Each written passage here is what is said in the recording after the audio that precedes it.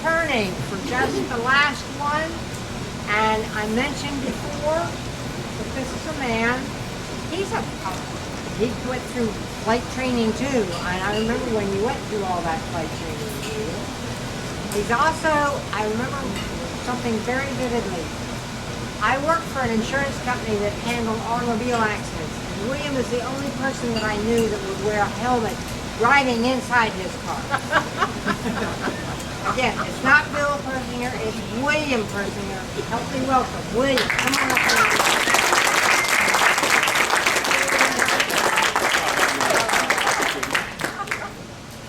Thank you, Judy.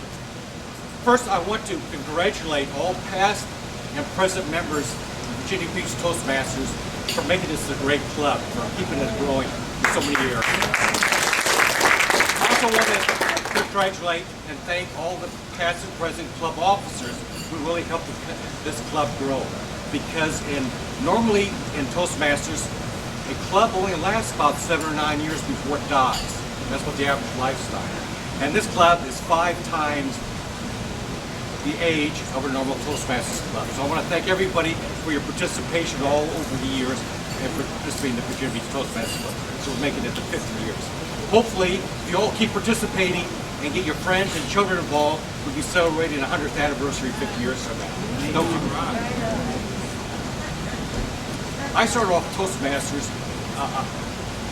not here, but in Jacksonville, North Carolina, where I joined Toastmasters in the summer of 1978. A few years after Jack joined Toastmasters. Then I came up to school here to Norfolk, where I joined the Virginia Beach Toastmasters, I think around February 1979. At that time, the club was an all-men's group. What people don't realize, until the early 1970s, Toastmasters was an all-men's organization. But then they decided, since their growth was falling down, the only way to get the growth to go was to tap the other part of the population, and that was the women. But some of the clubs were still allowed to maintain all-male membership if they wanted. That was what Virginia Beach Toastmasters Club was at the time. We met at the Pine Tree Inn, which is long gone by now. And believe it or not, it was a dinner meeting, and it cost you only $4.95 for a chicken meal. Chicken dinner, isn't that great? All those great prices. But over time, like the club, our membership began to fall. We tried to persuade a lot of the older members that we should allow women in to increase our membership, but they just wouldn't do it. But over time, the old conventions finally left, and we got some new members. We thought we need to increase our membership. There's only one other group we could draw from. And I think Judy was like the 3rd woman who came to our the original woman invited in. She was our first woman. She came up and she sat in for a couple of meetings and looked around, and she was the only woman here. And then she left and never came back. I think we had a second woman come. I don't know if she brought you, Judy? There was a girl who brought me. She was a real estate agent. She never came back. But there was a woman who was a doctor over at I'm not sure what it was. Anyway, the first woman just didn't like being in all males. And thanks to Judy, she stayed and she hoped to get a lot more members, female members in the club. Well, one thing you look at our banner here. We got a lot of ribbons for all the things we've done. We'd actually have a lot more, but the first 5 years I was a member of the Virginia Beach Toastmasters in the early 80s, they lost their banner twice. And Toastmasters doesn't give you replacement ribbons, unfortunately. One thing I like about Toastmasters is you meet a lot of different people from a very broad range of activities and education levels. So normally if you join other groups, professional groups, it tends to be very much along a certain line. It's not a really broad group. So there's some business groups where you're supposed to get contacts or leads. These are business type of clubs where the dentist is supposed to get a lead for a real estate agent, vice versa, and that type of thing. There's always a lot of pressure. You really can't have an opportunity to relax. So this is great about Toastmasters. As Jack pointed out, one of the biggest problems we have with a lot of people is being able to speak before an audience, whether prepared or as a table topic. As you can watch a lot of politicians and corporate executives, you can tell they've never had joint membership as a Toastmaster.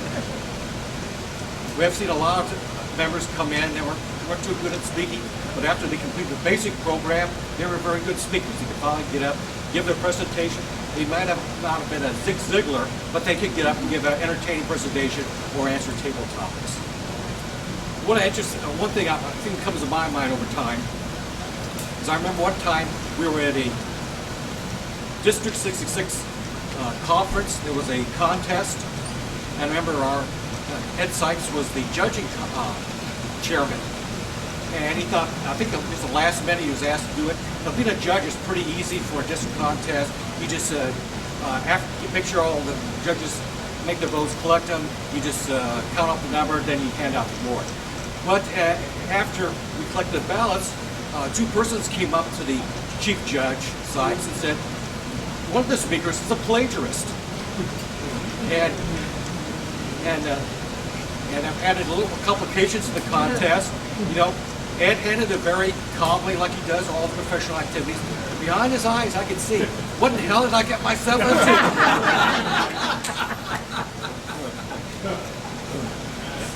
If you don't know already, there's lots of Toastmasters clubs outside the United States, especially in English-speaking countries. About 10 years ago, I was in Australia and New Zealand, and they have pretty much the same things we do in Toastmasters. Now, can anyone tell me what part of the program in Toastmasters that we have here in the United States they don't do outside the United States? They don't do it in Australia, they don't do it in Canada. What's that? Some count. All count. Invocation. Sometimes, not enough. Word master. Listen up. Tabletop. Tell us. They don't make you pay to be a member. No. They don't have the Pledge of Allegiance. What it means they don't even have any kind of pledge to their own country. They just really start into the meeting. It's been a great time in Toastmasters. Unfortunately, I think it's come because I live in Chesapeake and I used to work a little bit in Virginia Beach, so it's easy to make it out. Now, there's a certain comment of why I wore a bicycle helmet in a car. Well, about 10 years ago, I used to have a Dodge Colt.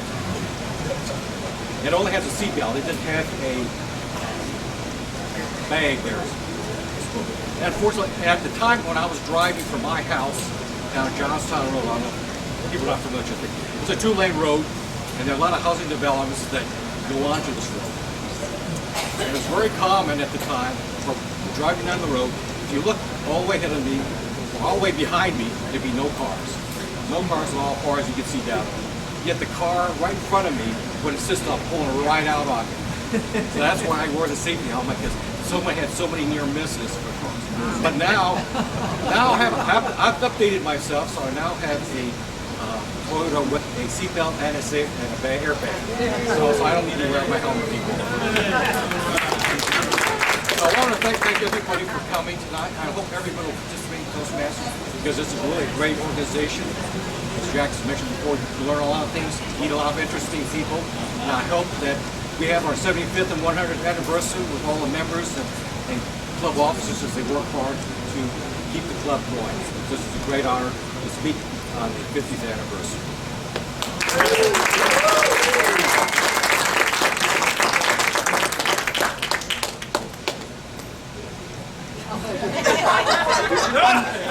I'm supposed to give a toast. And you know, every one of my friends that asks me what Toastmasters is about is like, do you drink there?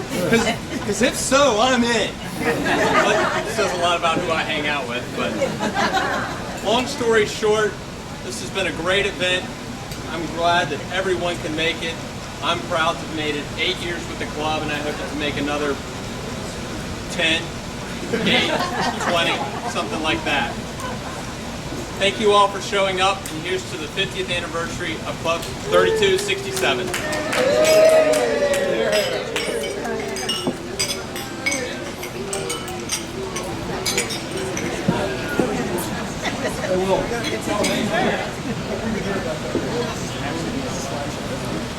I don't know if you know, when I joined in 2003, Will and I started the same day. he beat me, he filled out his application a little bit quicker than I am, so he actually has a month on me. But it was really interesting.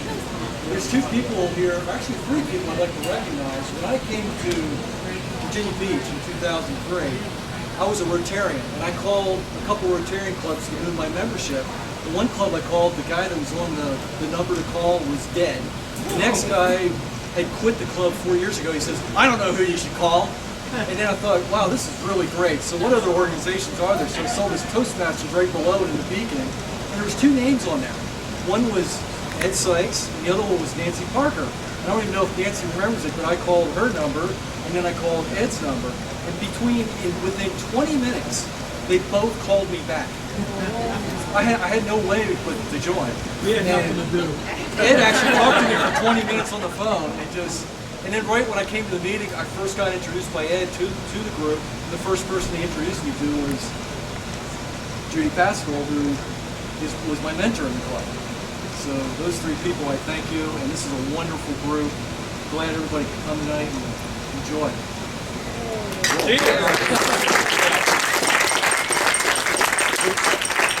Oh, one final.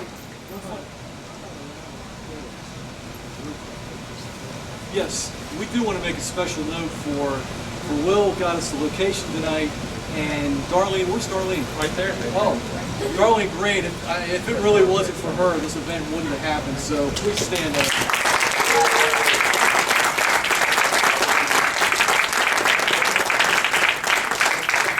What's really amazing in our district and throughout Virginia, the greater part of Virginia, we have so many leaders in this group, not only just speakers, but currently we have Dr. Virginia Jones, who's an area governor, and we now this year have 4 leaders within our district, all the way up the chain. Darlene has accepted an appointment as area governor.